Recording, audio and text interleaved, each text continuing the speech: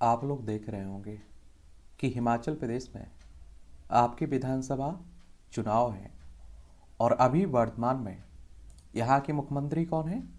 जयराम ठाकुर हैं।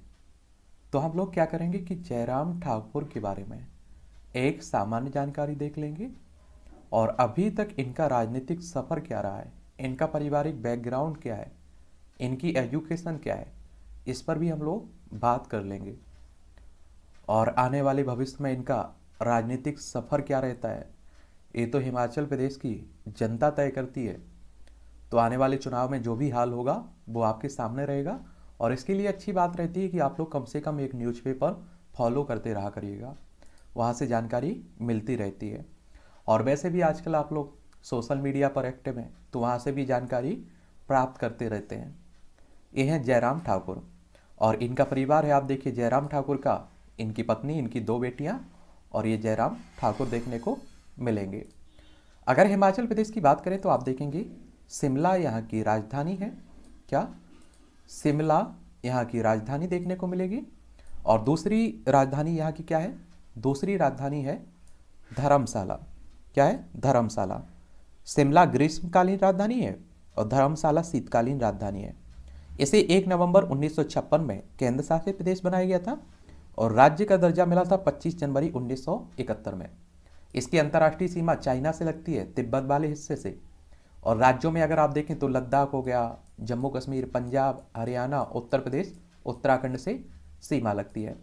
यहाँ अगर हम लोग विधानसभा सीटों की बात करें तो 68 सीटें हैं और यहाँ राज्यसभा में 3 सीटें हैं, लोकसभा में 4 सीटें हैं। 55,673 वर्ग किलोमीटर में फैला हुआ है आपका कौन सा? हिमाचल प्रदेश। इसका क्षेत्रफल की बात हो रही है। यहाँ की आधिकारिक भाषा हिंदी है, ये भी आप लोग याद रखिएगा। और अगर हम लोग जयराम ठाकुर की बात करें तो इनका जो असली नाम है, वास्तविक नाम है, जयराम ठाकुर है। इन्हें राम के नाम से भी जानते हैं, उपनाम इनका राम है। हिंदू हैं ये, राजपूत जाति से आते हैं। और वैसे भी आप जानते हैं कि हमारे देश में जब भी किसी व्यक्ति के बारे में बात होती है तो उसका धर्म, जाति पहले देखी जाती है। और इनका जन्म 6 जनवरी 1965 में हुआ था और इनका जन्म तांदी गांव, मंडी जिला, हिमाचल प्रदेश में हुआ था। इनके पिता का नाम जेठूराम ठाकुर, माता का नाम विक्रमू देवी, इनकी पत्नी का नाम डॉक्टर साधना ठाकुर। इनकी 2 बेटियां हैं, प्रियंका ठाकुर और चंदिका ठाकुर। इनकी अगर हम लोग शिक्षा की, एजुकेशन की बात करें तो सरकारी वरिष्ठ माध्यमिक विद्यालय बख्शियद से इन्होंने शिक्षा प्राप्त की है। और विश्वविद्यालय की बात करें तो वल्लभ कॉलेज, मंडी जिला, हिमाचल प्रदेश से पढ़ाई की हुई है। पंजाब विश्वविद्यालय चंडीगढ़ से भी इन्होंने शिक्षा ली हुई है। और शैक्षणिक योग्यता की बात करें तो स्नातकोत्तर डिग्री हासिल किए हुए हैं लोक प्रशासन में। और अभी एक इनका काम क्या है?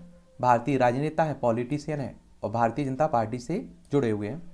और भारतीय जनता पार्टी की बात करते हैं तो आप सभी जानते हैं कि एक पुराना राजनीतिक दल है और इसकी स्थापना की बात होती है तो कब हुई थी बीजेपी की स्थापना? भारतीय जनता पार्टी की स्थापना हुई थी कब? 1980 में।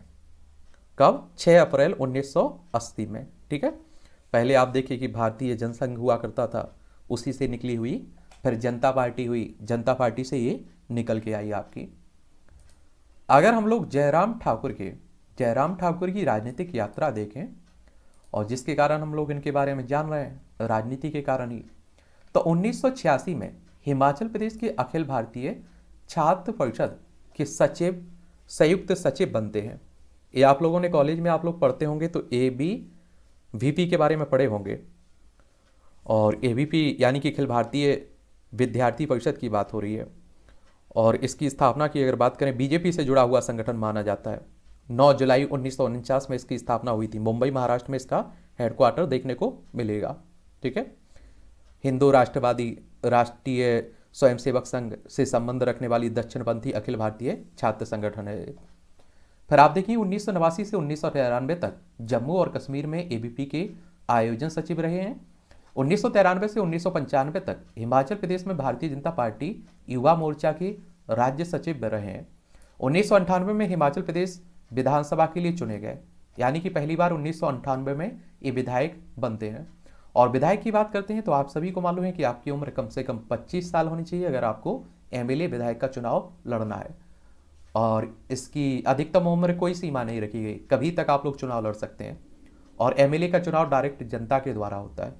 जो आप लोग 18 साल के हो जाते हैं ना, उनका वोटर सूची में नाम जुड़ जाता है, वही लोग चुनाव करते हैं। सन 2000 से 2003 हिमाचल प्रदेश में भारतीय जनता पार्टी के उपाध्यक्ष के रूप में एक काम करते हैं। 2003 में हिमाचल प्रदेश विधानसभा में दोबारा से निर्वाचित होते हैं और 2003 से 2005 में हिमाचल प्रदेश में भारतीय जनता पार्टी की युवा मोर्चा के अध्यक्ष के रूप में काम करते हैं।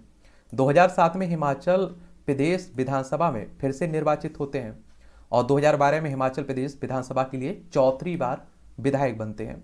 2017 में जो हिमाचल प्रदेश में चुनाव होते हैं तो वो 5वीं बार विधायक बनते हैं और 27 दिसंबर को उन्होंने हिमाचल प्रदेश के 14वें मुख्यमंत्री के रूप में शपथ ली।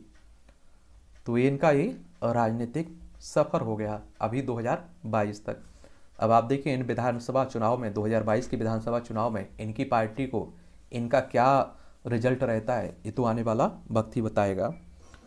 और आप लोग न्यूज़पेपरों से जुड़े रहा करिएगा, ठीक है। और किसी के बारे में बात करनी हो तो आप लोग उसका नाम नीचे लिख सकते हैं, उस पर भी हम लोग उसकी भी जन्म कुंडली, कर्म कुंडली सब देख लेंगे। और हमारे देश के नेता हैं तो आपको मालूम तो रहना ही चाहिए, मुझे लगता है।